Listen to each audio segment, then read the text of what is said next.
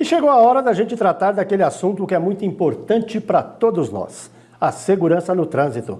O nosso programa traz o quadro Trânsito e Vida, que hoje vai discutir as medidas preventivas que todo mundo deve adotar antes de iniciar aquela viagem de férias.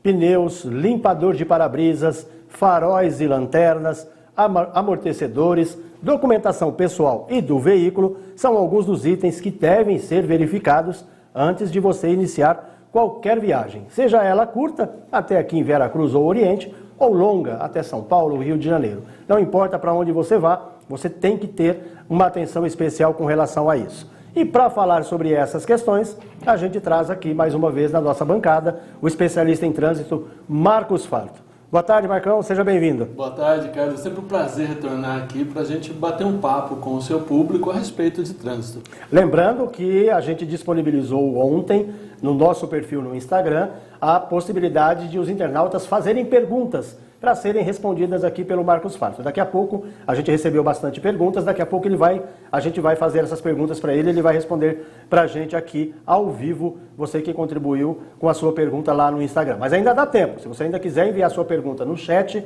do YouTube ou pela nossa linha direta, WhatsApp 14991450881, está à sua disposição. Marcão, antes da gente entrar então nas respostas dos nossos internautas, passa para a gente de uma forma geral que cuidados que nós devemos ter. A gente fala muito desse período do ano, né, das viagens, mas esses cuidados eles devem ser permanentes, né, diariamente, né? Sim, é importante que o motorista entenda que ele precisa interagir com o trânsito, com o veículo e com os demais condutores. A rotina, muitas vezes, ela derruba, Carlos, essa questão de observação. E, por exemplo, o condutor que anda com o veículo, transita com o veículo com o volume alto, né? Ele nunca vai perceber se há um ruído no eixo, na roda, ou alguma questão que está trazendo um certo risco à segurança viária.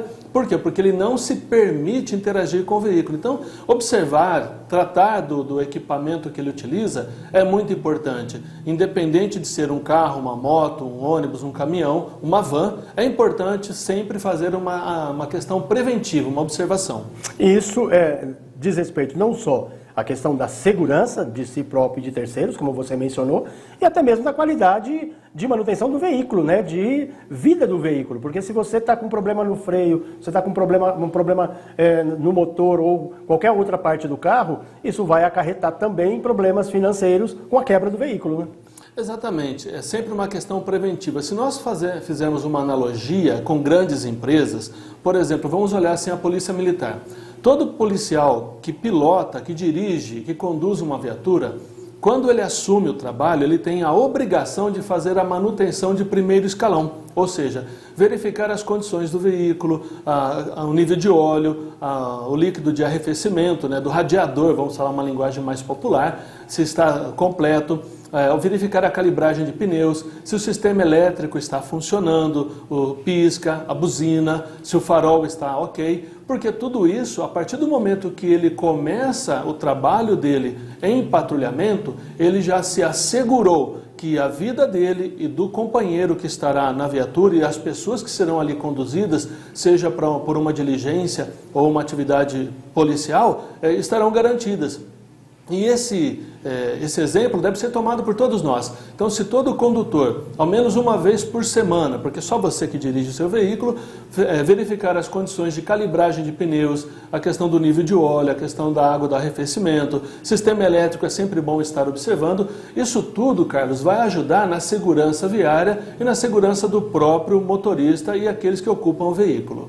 Farto, a gente não se cansa de repetir, porque é na repetição que a gente guarda e que a gente acaba levando para o nosso dia a dia. Passa para o nosso telespectador, para o nosso internauta, qual é a verificação básica que ele tem que manter no dia a dia para ter a garantia dessa segurança pessoal e a segurança através do veículo? Bom, a gente precisa observar a questão dos freios, estão em condições, calibragem de pneus. O pneu, muitas vezes, o motorista não percebe, mas a ausência de uma calibragem correta traz um desgaste desnecessário, deteriorando o equipamento. Então ele vai uma palavra muito comum, né? Comido pelas beiradas, seja na parte externa ou interna.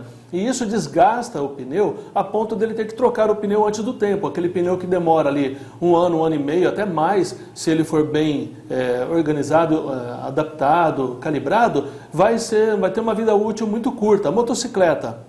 Muitos motociclistas calibram o pneu com 32, 35 libras. Não faça isso, porque se coloca um pneu muito cheio, ele vai desgastar somente o centro. E é o centro que mantém a aderência do pneu no pavimento. Então é um cuidado que deve ter. Coloca uma média de 30 libras, 28, de acordo com o peso do motociclista que ele vai transportar. Uma outra questão que nós estamos vendo agora, Carlos, esse período chuvoso. Os motoristas precisam observar a palheta que faz limpar o para-brisa. Ela não é cara e muitas vezes o motorista deixa para ver isso na última hora ou quando pega uma rodovia. E aí ele vai transitar na rodovia, a palheta está toda deteriorada, está trincada, está lá corroída e isso coloca em risco a segurança viária. A questão do sistema elétrico, sempre observar se o pisca está funcionando, para poder, através da utilização das setas, que é uma medida indicadora de direção, de posicionamento, quais são as intenções dele ao adentrar à direita ou à esquerda.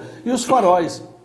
Teve até uma pergunta aqui do Carlos, né, que ele perguntou, até nas rodovias eu preciso fazer uso do farol durante o dia? Sim, além de ser uma medida defensiva, seja na cidade ou na rodovia, a prática de utilizar o farol aceso com o veículo em movimento desperta no outro condutor a observação. Olha, tem um veículo se aproximando. Então, na rodovia, se não fizer uso dos faróis de dia, caberá uma autuação. À noite é natural, mas durante o dia é importante que ele tenha essa condição. E motocicleta também, o motociclista precisa sempre se assegurar que os faróis estão em condições. Além das buzinas, nós estamos vendo que alguns motoristas, Carlos, mudam o sinal sonoro da buzina. Isso não é permitido. Então, se fizer alguma alteração, colocar algum tipo de sirene na motocicleta ou no veículo... Alguns colocam até buzina musical, né, com tons musicais. Isso também é proibido. É proibido. Algumas situações causam a remoção do veículo ao depósito. Então o motorista vai ficar a pé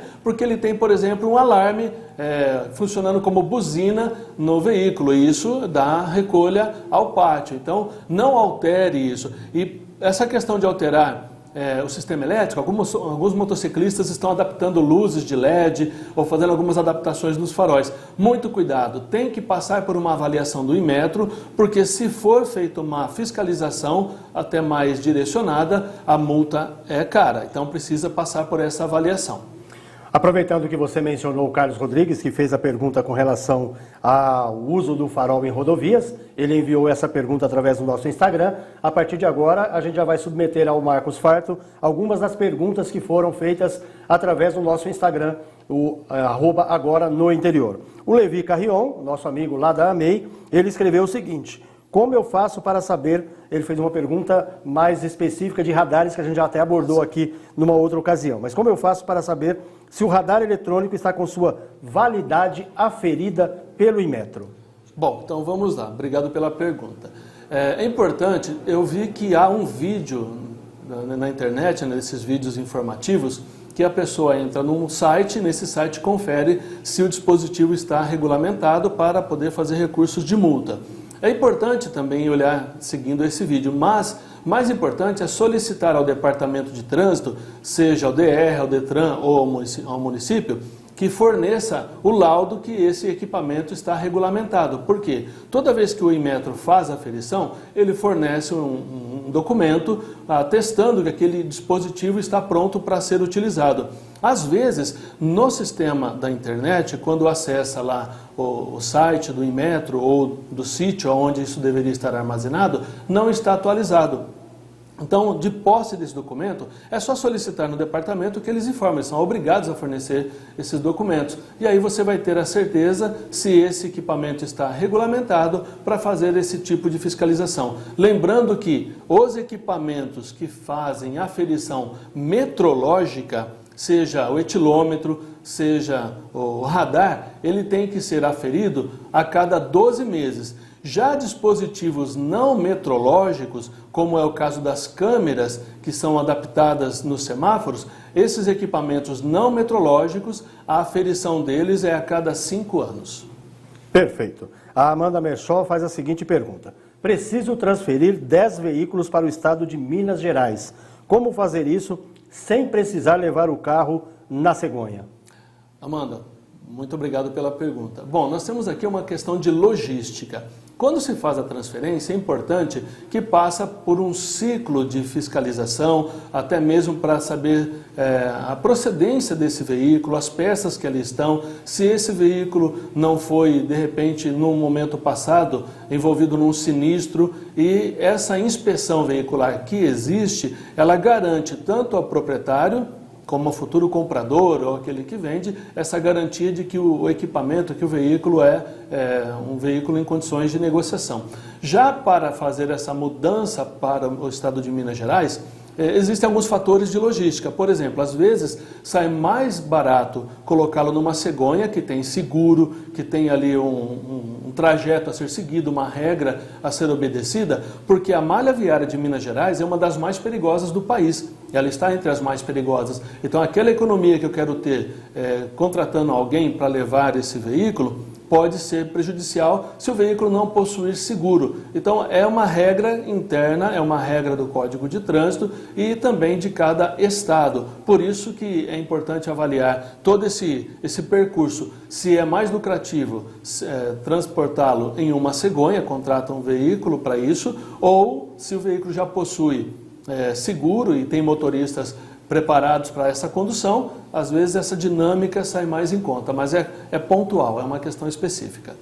A Gisele Galli nos pergunta o que fazer quando você transfere um veículo e recebe multa por não ter transferido, e isso já acontece por 2 anos consecutivos.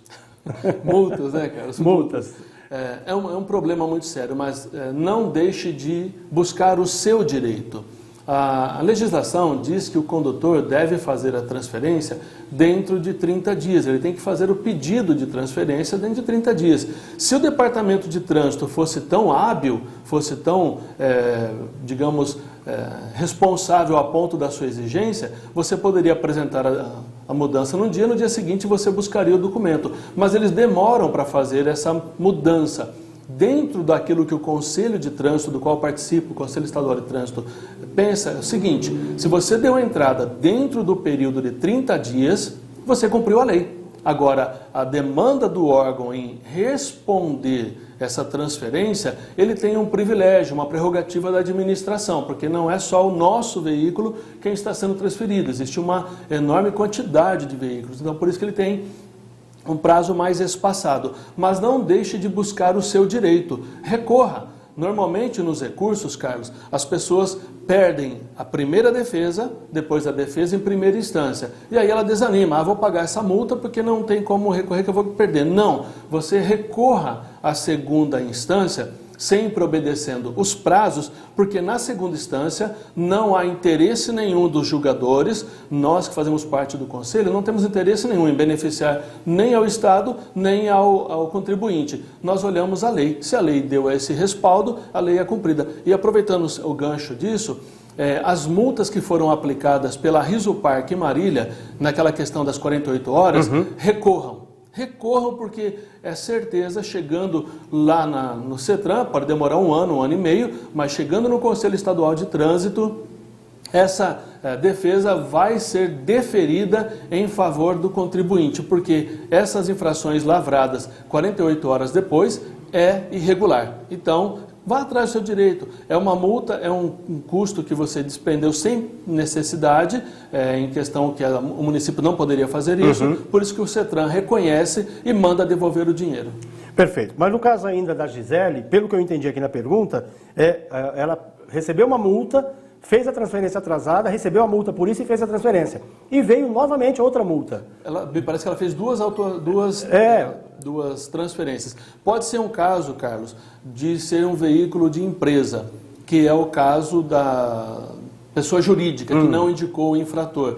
Então, é por isso que eu Isso pode ser em decorrência de uma multa, então, que não teve a notificação do infrator. Isso, ela pode mandar para a foto inbox e depois eu entro em contato com ela para analisar esse caso e socorrê-la.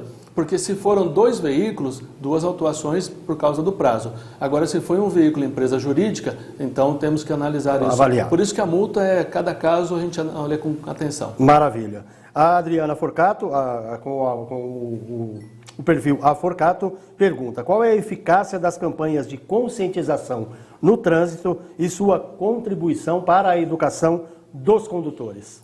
Olha, a educação ela é sempre bem-vinda. Inclusive, existe no Código de Trânsito um capítulo destinado à educação no trânsito e há uma resolução que incentiva a colocação da matéria trânsito como matéria curricular no ensino médio e não como transversal, como é feito ultimamente. Então, quando não existem campanhas educativas recorrentes, nós vemos, infelizmente, essa demanda de acidentes, de sinistros e infrações de trânsito. Se o município fosse mais pontual, não só Marília, mas todos os municípios, em campanhas educativas voltadas, num primeiro momento, para o motorista, para aquele ciclista, aquela pessoa que hoje faz uso direto, constante, do cenário trânsito, obviamente reduziriam 2 fatores: os sinistros, que são acidentes, e multas. Lembrando que para alguns municípios o mais importante é a multa e não a questão de evitá-las, porque é uma carteira que entra, inclusive precisa prestar contas qual o valor que entrou de multas no município, e não somente multas de radar ou semáforo, mas todo o conjunto da obra. Então tem que prestar conta e parte desse valor que é recebido deve ser direcionado para a educação. Então a sua pergunta é muito importante e é necessário cobrar sim os órgãos de trânsito para que façam campanhas mais contundentes, mais sérias. Por quê? Porque são vidas que estão sendo prejudicadas no trânsito. Não apenas a questão financeira da multa ou do sinistro, do acidente, mas são vidas, pessoas que saem para trabalhar e acabam não voltando para suas casas. Nós temos mais uma pergunta que foi enviada para a gente através do perfil @agora no interior, no nosso Instagram. A Ana Cláudia Jimenez pergunta: na sua opinião, não deveria haver maior critério quanto à idade limite aos motoristas? Temos visto alguns acidentes com envolvimento de idosos. É um assunto difícil, polêmico. A gente teve aquele caso que resultou numa morte na BR-153, sim, né? Era um idoso de mais de 80 anos. Sim. Eu acho que a menção da Ana é com relação a isso também, né? Olha, Ana, é uma questão emblemática a sua colocação. Porque nós não podemos direcionar o público idoso como sendo um grande provocador de sinistros. Se nós olharmos as estatísticas, o maior índice de fatalidades no trânsito está atrelado a jovens de 18 a 35 anos e a maioria sexo masculino. Então, nós focamos para os idosos, mas potencializamos que esses jovens do sexo masculino que exageram na velocidade, nas infrações, acabam tirando vidas. Então, não podemos selecionar um público colocando como sendo eles o provocador dessas demandas. É claro que idosos, eles são mais precavidos, são mais criteriosos em relação a isso, mas há também a necessidade da participação da família. Quando a família perceber que o pai, a mãe, o avô, o tio, ele já não está mais com os reflexos em condições de fazer uso de um veículo no trânsito urbano e até mesmo na rodovia, que interfira. Faça a sua parte, o seu papel. Ah, mas ele vai ficar bravo. Que fique bravo, mas continue vivo e que não tire vida de outras pessoas. E a mesma coisa para os jovens que estão aí iniciando a vida com a movimentação de um veículo, a grande maioria motociclistas, né, que exageram, abusam dos momentos que possuem ao volante, que podem trazer prejuízo à própria vida e à vida de outras pessoas. Então, é muito criterioso, é muito importante essa observação, mas eu ampliei um pouco mais o leque, exatamente para que não façamos uma crítica direcionada a um público que hoje não contribui tanto para as fatalidades. Ao contrário, é o público mais jovem. Dentro desse raciocínio, Marcos, o Simval Freitas, enviou para a gente através do nosso WhatsApp 14991450881 a seguinte observação. Os motoqueiros, ele até denominou assim, a maioria dentro da cidade está acima da velocidade. Alguns de aplicativo de entrega até empinam as suas motos. Aí ele opina que acha que deveria ter um colete com a placa para eles terem mais respeito ao trânsito e também evitar os casos de assalto, com a identificação mais rápida dos responsáveis. Entra dentro dessa observação que você fez, né, do público mais jovem, né, do público que exagera um pouco mais, né? Nós vemos, infelizmente, esses motociclistas irresponsáveis com essas posturas no trânsito, eles são inconsequentes. Então não seria o fato de colocar um colete com emplacamentos, poderia ser adulterado, mas eu opino pela questão da fiscalização. Investir mais na fiscalização. Neste momento, não é somente a educação quem vai resolver, mas sim uma fiscalização mais severa, mais objetiva, mais direcionada. Nós temos a tecnologia a nosso favor, mas, por exemplo, no município de Marília essa tecnologia não tem eficácia.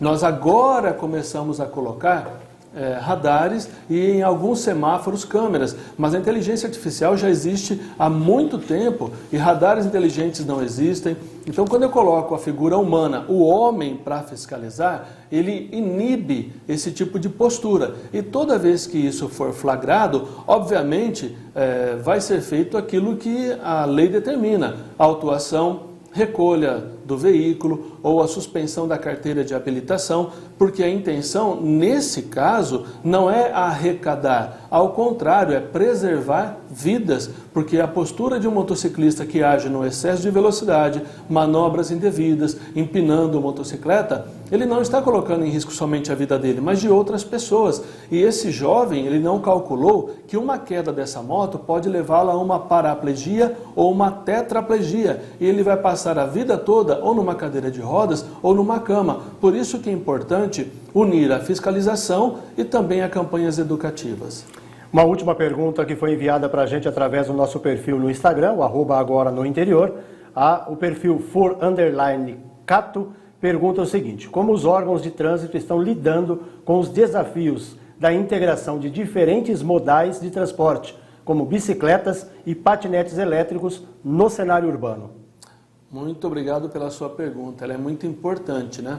Nós estamos analisando que o trânsito ele vem crescendo, a tecnologia tem ajudado aí os meios e as movimentações, os modais de locomoção. E os patinetes, ciclos, bicicletas motorizadas, bicicletas elétricas, isso está trazendo um nó na cabeça dos órgãos fiscalizadores. Por quê? Porque, infelizmente, a nossa legislação brasileira ela é muito engessada e por causa de uma palavra ou de uma vírgula, isso incentiva que outros empresários explorem esse comércio e até mesmo a questão da necessidade de uma habilitação. Então, nós vemos veículos elétricos que atingem 80 km por hora, mas que não podem ter placas e não é exigida a habilitação, porque a legislação não contemplou aquele modal como um dispositivo a ser fiscalizado. Então, vai entrar em vigor agora em janeiro uma fiscalização direcionada para ciclos motorizados, bicicletas elétricas, um pouco mais contundente, mas ela também já vem com falhas e será uma dificuldade muito grande, não só para os estados, mas para todo o país. O agente que fiscaliza, ele vai encontrar dificuldades. Por isso que, infelizmente, o trânsito brasileiro, ele carece de uma postura mais direcionada. E nós vemos que agora nós estamos terminando, Carlos, um ano político, vamos dizer assim, né? O Congresso já entrou em recesso. Sim. Então, todas aquelas propostas que foram apresentadas para otimizar o trânsito perderam o efeito. Aqueles que quiserem novamente apresentar ideias terão que partir do zero para novamente no próximo ano passar pelas comissões e ser aprovado. Então, essa é a dificuldade do nosso sistema parlamentar, do nosso sistema de criação de leis para um trânsito mais seguro no país. A gente registra também a participação através do nosso chat no canal do YouTube, do Fernando, do site Conexão, parabenizando o Marcos pelo seu trabalho. Fernando, eu agradeço. Nós estamos aqui para isso, né? E aproveitando assim essas perguntas, a questão de férias, o pessoal vai viajar em família.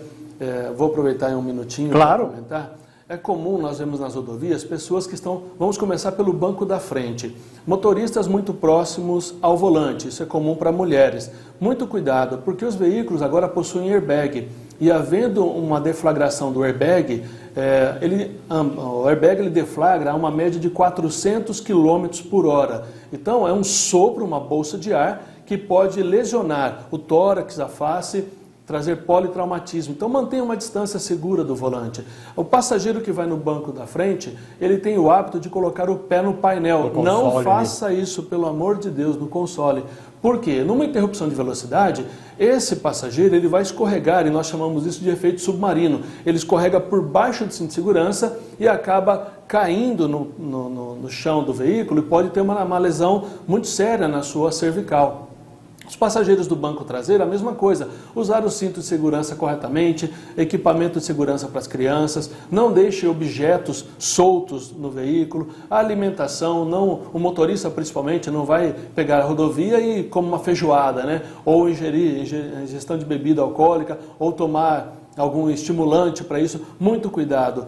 Velocidade na rodovia é muito diferente da área urbana. Ultrapassagens proibidas, não ouse, mantenha a distância regular do veículo da frente, não saia com pressa. Tenha tempo, atrasar, vai atrasar, paciência, as rodovias podem passar por obras e isso pode complicar. Leve água para hidratar e muito cuidado nessas manobras que outros fazem. Dinheiro para o pedágio, porque muitas vezes o motorista acaba esquecendo, sim, né?